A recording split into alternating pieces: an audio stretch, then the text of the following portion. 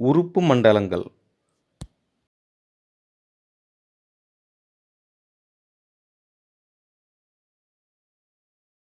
3. இரத்த ஓட்ட மண்டலம். இம்மண்டலத்தில் ஆக்சிஜன் மற்றும் சத்துக்களை கொண்ட இரத்தமானது உடலின் ஒவ்வொரு பகுதிக்கும் சுழற்சி செய்யப்படுகின்றது. இரத்த ஓட்ட மண்டலம் பின்வருவனவற்றை உள்ளடக்கியது: இதயம், இரத்தம்,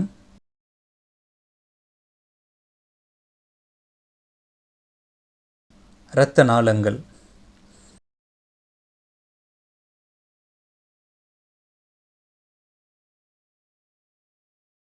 இதயம்.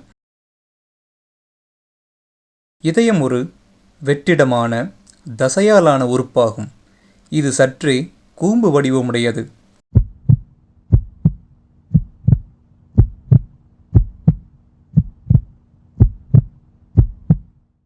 இதனை சூழ்ந்துள்ள இரட்டை அடுக்கு சவ்வானது பெரிகார்டியம் என்று அழைக்கப்படுகிறது.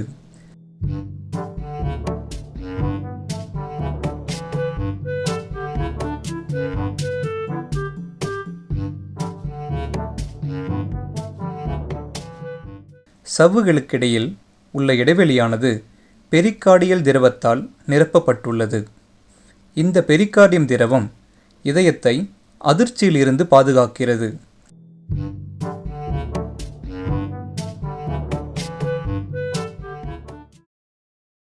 இதயமானது 2 நுரையீரல்களுக்கிடையில் மார்பறையின் உட்புறத்தில் அமைந்துள்ளது.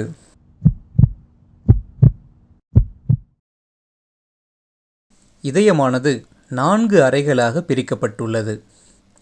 இதயத்தின் மேலறைகள் இரண்டும் ஏட்ரியா அல்லது ஆரிக்கிள்கள் என்று அழைக்கப்படுகின்றன.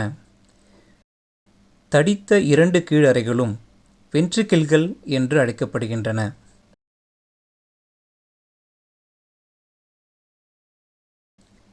இதயத்தின் மேல் மற்றும் கீழ் அறைகளை பிரிக்கின்ற தசையாலான சுவர்கள் அல்லது தசைகள் ஆரிக்குலோ வென்ட்ரிகுலர் இடைச்சுவர் எனப்படுகின்றன.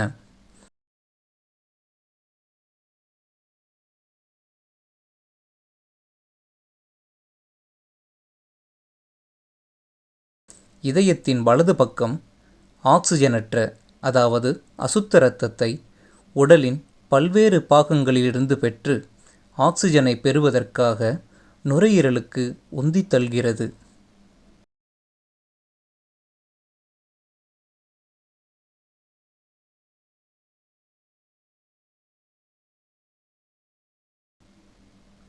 இதயத்தின் இடது பக்கம் ஆக்சிஜனேற்றம் அடைத்த இரத்தத்தை நுரையீரலிலிருந்து பெற்று உடலின் பல்வேறு பாகங்களுக்கு உந்தி தள்ளுகிறது.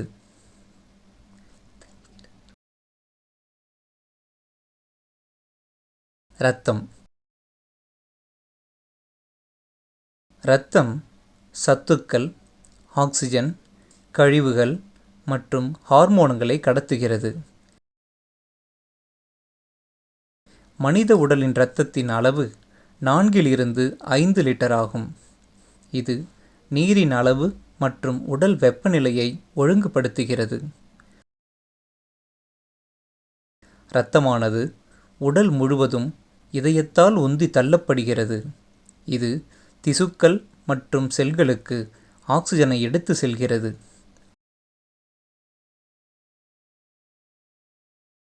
இறுதியாக நுரையீரலை அடைந்து மீண்டும் ஆக்சிஜனை பெறுகிறது.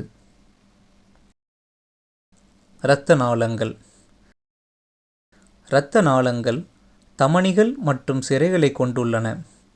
தமனிகள் ஆக்சிஜனேற்ற இரத்தத்தையும், அதாவது நுரையீரல் தமனியை தவிர இது இதயத்தில் இருந்து ஆக்சிஜனேற்ற இரத்தத்தை எடுத்து செல்கிறது. சிரைகள் ஆக்சிஜனற்ற இரத்தத்தையும், அதாவது நுரையீரல் சிரை தவிர இது ஆக்சிஜனேற்ற இரத்தத்தை இதயத்திற்கு கொண்டு வருகிறது.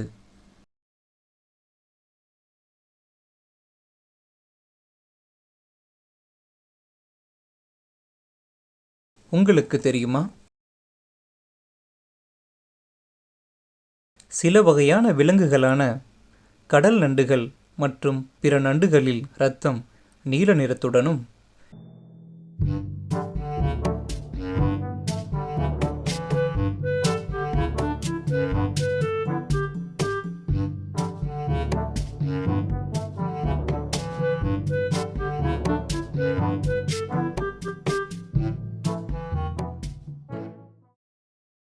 கரப்பான் பூச்சியில் இரத்தம் நிறமற்றதாகவோ அல்லது வெள்ளை நிறத்துடனோ காணப்படும்.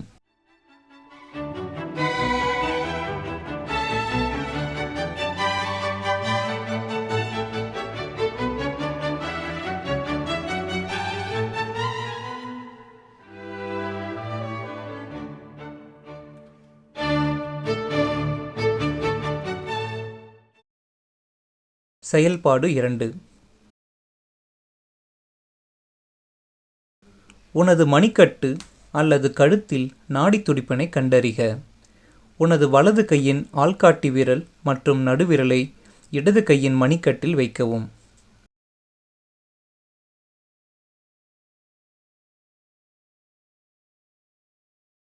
கழுத்து பகுதியில் காதிற்கும் தாடையின் எலும்பிற்கும் கீழாக நாடித் துடிப்பினை கண்டறியலாம். 15 வினாடிகளுக்கு நாடித் துடிப்பினை கணக்கிடவும். அதனை 4ஆல் பெருக்கவும். 15 × 4 60. இது ஒரு நிமிடத்தில் இதயத்தின் துடிப்பானது எவ்வளவு என்பதை காட்டுகிறது.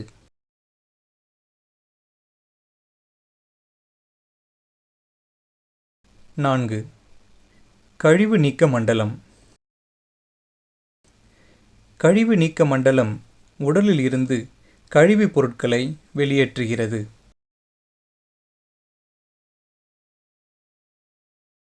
இது நீர் மற்றும் எலக்ட்ரோலைட்டுகளின் சமநிலையை ஒழுங்குபடுத்துகிறது. சிறுநீரகங்கள், நுரையீரல்கள், கல்லீரல்,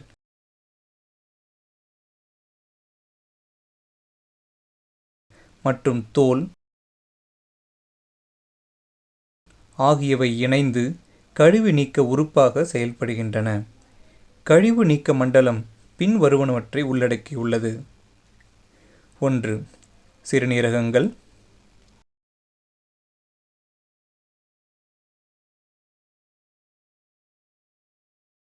2. சிறுநீர் குழாய்.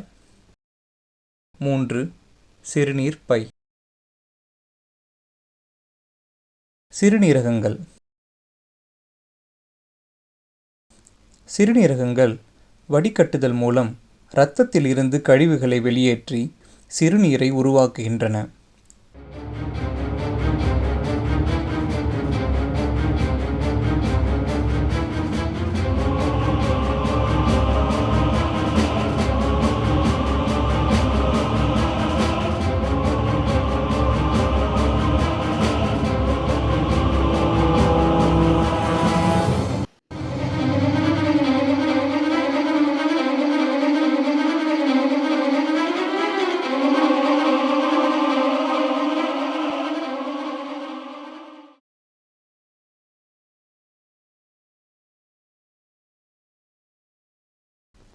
சிறுநீரகங்கள் இணையான அடர்ந்த சிவப்பு நிற அவரை விதை வடிவமுடைய உறுப்புகளாகும்.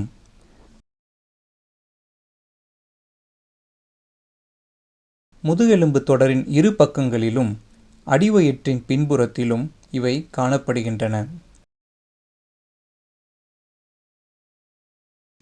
வயது வந்தோரின் சிறுநீரகத்தின் அளவு சராசரியாக 12 சென்டிமீட்டர் நீளமும் 6 சென்டிமீட்டர் தடிமனும் கொண்டுள்ளது.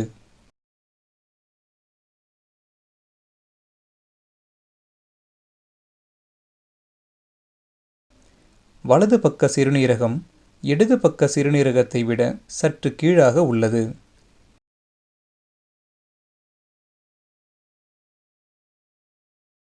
ஒவ்வொரு சிறுநீரகமும் கேப்சியூல் என்று அழைக்கப்படும் சவ்வால் சூழப்பட்டுள்ளது.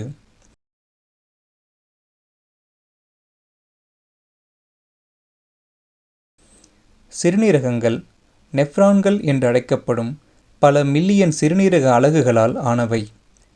இவை சிறுநீரகங்களின் செயல் அலகுகளாகும்.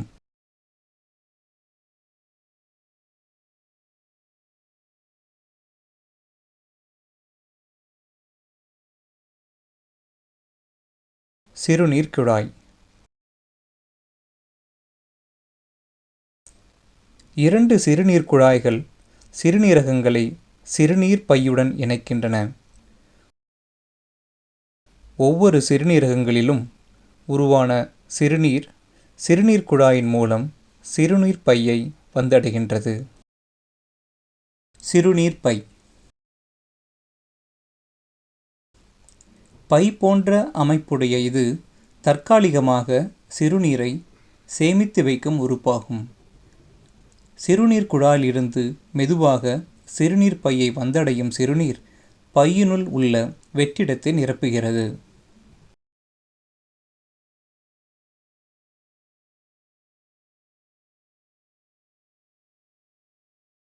உங்களுக்கு தெரியுமா? ஒவ்வொரு நிமிடமும் சிறுநீரகம் தோராயமாக 1.250 லிட்டர் இரத்தத்தை பெறுகின்றது.